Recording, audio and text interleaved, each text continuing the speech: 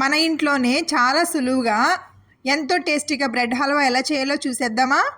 Hi friends, ఎలా ఉన్నారు? బాగున్నారా? నేను మీ దివ్య. మన వీడియోస్ నచ్చినట్లయితే మన ఛానల్ని లైక్ చేసి సబ్స్క్రైబ్ చేయండి. స్టవ్ వెలిగించి ప్యాన్ పెట్టుకుని ఆయిల్ వేసి ఆయిల్ హీట్ అయిన తర్వాత ముందుగా కట్ చేసి పెట్టుకున్న బ్రెడ్ ముక్కలను వేసి బాగా ఇటువైపు అటువైపు వేయించుకుని గోల్డెన్ బ్రౌన్ వచ్చిన తర్వాత తీసుకుని పక్కన పెట్టుకుందాం.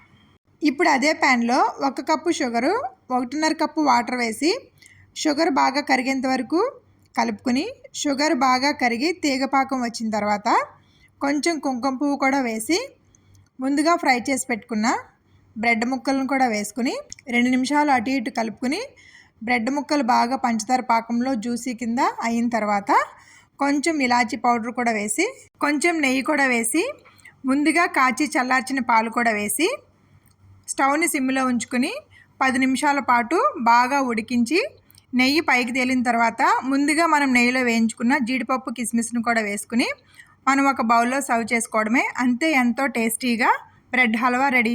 మరి ఒక రెసిపీతో మీ ముందుంటా. బాయ్.